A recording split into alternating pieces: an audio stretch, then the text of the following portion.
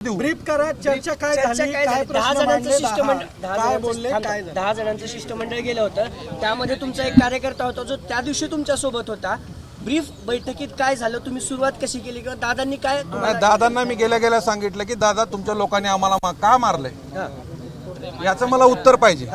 कारण मी अजित दादांकडे आलोय तेवढ्यासाठी की मला का मारलंय हे आमचं काय चुकलं हे सांगा.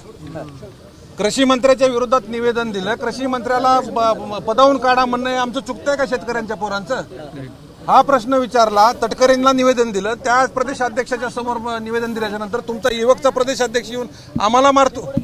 त्यावेळेस दादांनी अतिशय संवेदनशील भाषेत आम्हाला सांगितलं की हे प्रकार घडलेला तो चुकीचा आहे, त्याला मी तात्काळ पक्षातून काढून टाकले. आणि दुसरंही सांगितलंय की इथून पुढे त्या व्यक्तीला त्या पक्षामध्ये मी स्थान देणार नाही. मंगळवारपर्यंतची वेळ मागितली तर त्या मंगळवारपर्यंत नेमकं काय होणार आहे? मंगळवारची डेडलाईन कशासाठी दिलेली आहे? एक लक्षात घ्या, मंगळवारपर्यंत काय घडणार आहे? मंगळवारपर्यंतची जी वेळ मागितली ती नेमकी कशासाठी मागितलेली आहे?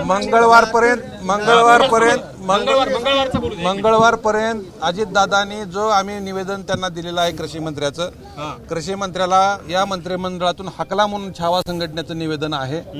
तमाम शेतकऱ्यांची मागणी आहे महाराष्ट्रातल्या. त्या निवेदनावर दादा बोलताना असं म्हणले की मंगळवारी तुमच्या मनासारखा निर्णय होईल आणि तुम्हाला मंगळवारी कळेल.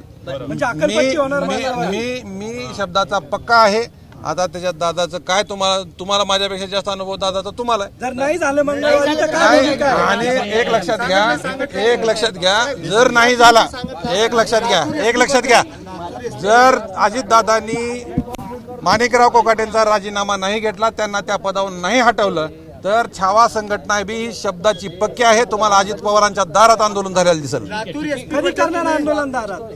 मंगळवार वेळ दिला ना, बारामती की मुंबई, जिथं कुठं अजितदादा जास्त वेळ राहतात तिथं आम्ही त्या ठिकाणी करू. एबीपी माझा, उघडा डोळे बघा नीट.